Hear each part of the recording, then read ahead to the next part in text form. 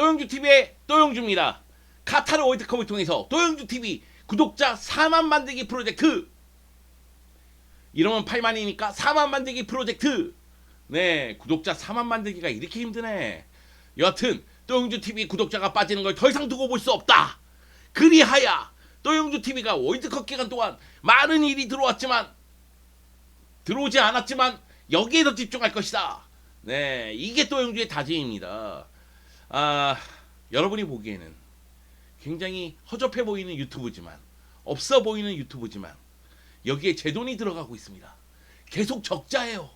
와이프 눈치 보입니다. 어떻게 해서든 흑자로 돌려놓겠다. 지금부터 시작이다. 여러분 동참하시죠.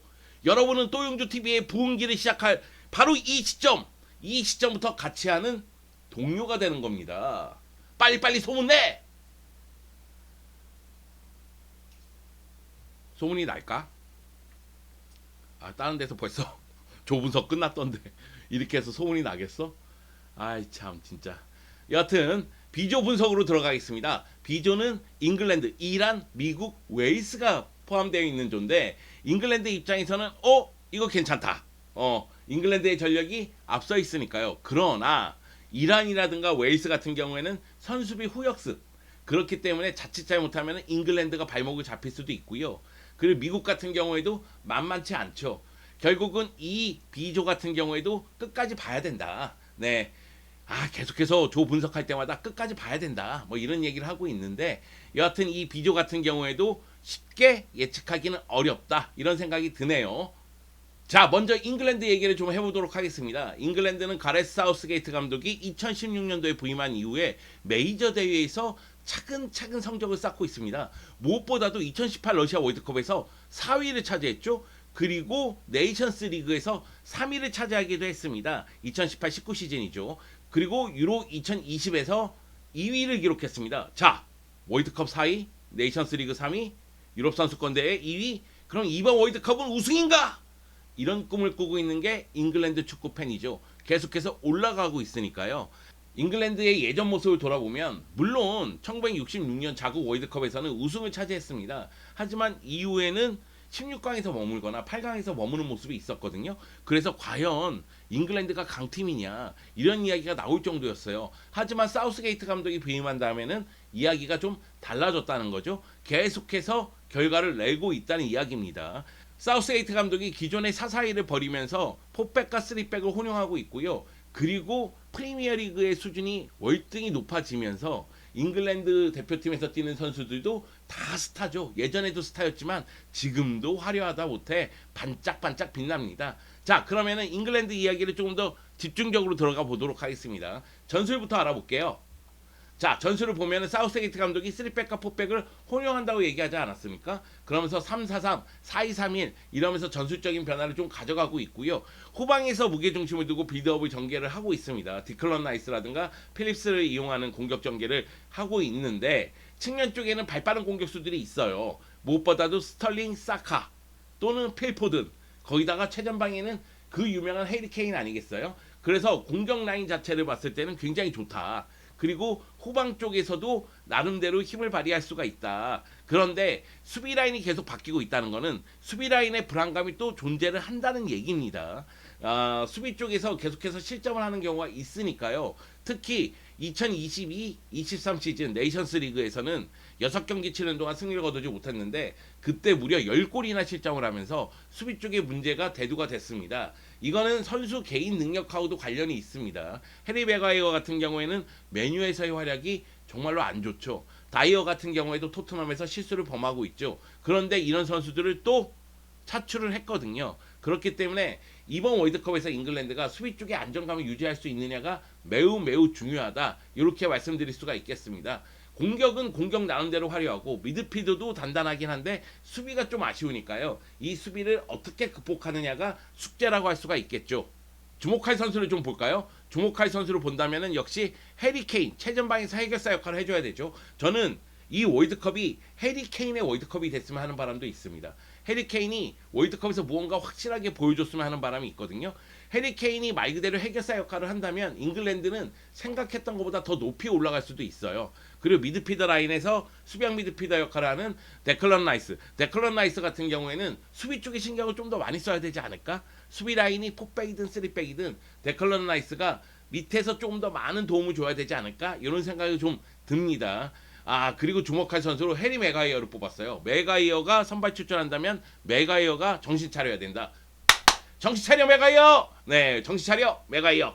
네, 맥가이어가 정신을 못 차린다면은 수비 라인은 무너질 가능성이 있으니까 사우스게이트 감독이 해리 맥가이어를 다시 차출했다는 거는 맥가이어에 대한 신뢰를 다시 보여줬다는 얘기거든요. 물론 이제 다이어 같은 경우에도 비판을 좀 들을 수도 있겠지만 그런 측면에서 봤을 때는 수비수들의 역할이 매우 중요하다. 하지만 이 비조의 상황을 봤을 때 선수 명단을 쫙 깔아놓고 봤을 때 잉글랜드가 가장 강한 건 사실이다. 그리고 잉글랜드가 공격 쪽에서만 힘을 발휘한다면 네 16강 가죠.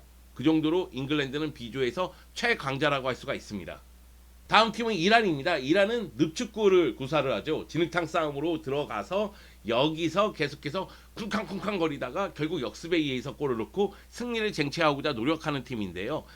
사실 이란 같은 경우에도 잠시 후에 공격수 얘기를 하겠지만 공격수들이 화려합니다. 다만 아즈문이 레버쿠젠으로 이적한 다음에 부진한 것이 좀 아쉽긴 해요. 그렇다 할지라도 측면 자원이라든가 최전방 자원을 봤을 때 이란의 역습은 효과를 볼 수도 있겠다 이런 생각이 듭니다. 네, 여러 매체에서 아시아 최강자 자리에 대해서 이란을 뽑는 경우가 있는데 그만큼 이란은 색채가 뚜렷한 팀이고요. 그 색채 속에서 성적을 낼 수가 있습니다. 물론 과거에 케이로스 감독이 이끌다가 주춤한 다음에 다시 케이로스 감독이 부임을 했어요. 2022년 9월에 부임을 하면서 이 월드컵에서 케이로스 감독이 이란을 또 이끌게 됐는데 여기서 문제가 발생하지 않을까 이런 좀 고민이 있어요. 왜냐하면 케이로스 감독이 이란을 떠난 다음에 이집트라든가 콜롬비아에서 좋은 성적을 거두지 못했어요. 그런 다음에 이란으로 돌아왔거든요. 그렇기 때문에 케이로스 감독이 얼마만큼 상대에 따라서 잘 전술적으로 또는 용병수를 보여주느냐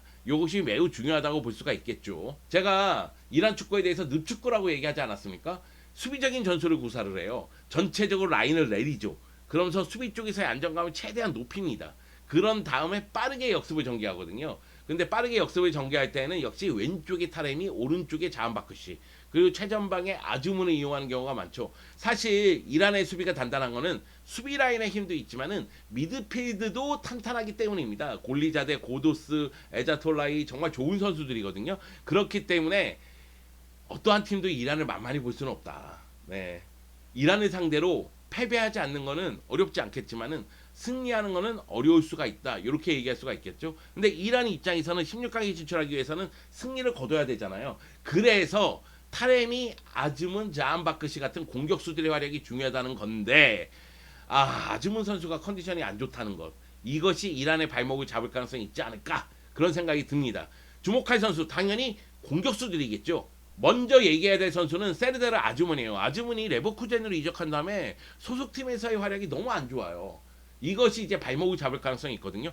그래도 아즈문이 해결사 역할을 해줘야 됩니다. 물론 대표팀에서는 준수한 활약을 하고 있는데 아즈문이 최전방에서 해결사 역할을 못하면 어려워질 수밖에 없어요. 결국 아즈문이 수비 라인을 끌고 다니다가 타레미가 공간으로 들어가서 골을 넣는다 이렇게 생각할 수도 있겠지만 결국은 아즈문이 위력을 발휘하지만 수비를 끌고 다닐 수가 있잖아요. 그리고 이란은 역습을 전개할 때 적은 수의 공격수들이 위로 올라가는 경우가 많으니까 결국은 아즈문의 활약이 매우 중요하다. 그리고 실질적인 이란의 에이스는 지금 이 순간 메흐디 타렘이죠. 포르투에서의 활약도 정말 놀랐거든요. 포르투에서의 득점력은 어마무시합니다. 그렇기 때문에 타레미의 득점력에 이란은 기대감을 갖고 있고요. 알리 골리자데 같은 경우에도 눈여겨봐야 되죠. 자한바크시라든가 골리자데 둘 중에 누가 나올지는 모르겠지만은 골리자데도 득점력을 갖고 있는 공격수입니다.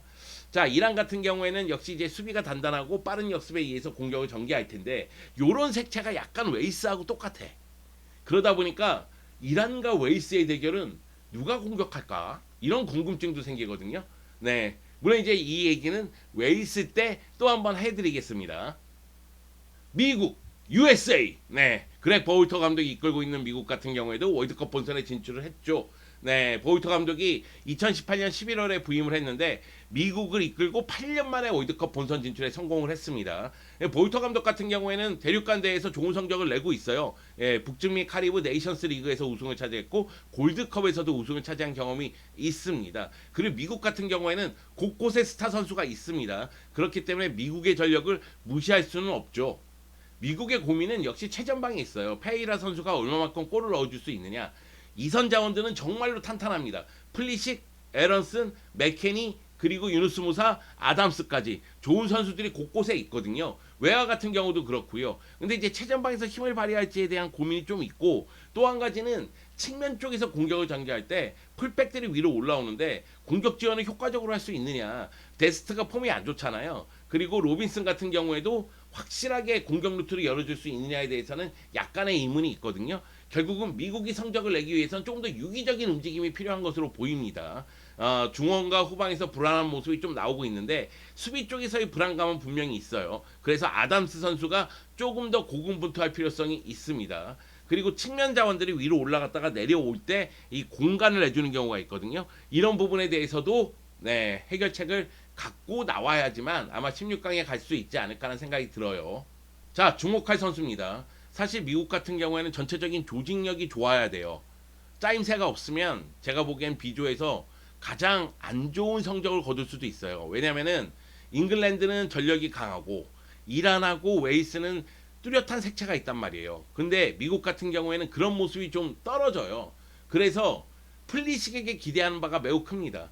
결국은 공격 쪽에서는 플리식, 에런슨, 레이나예요.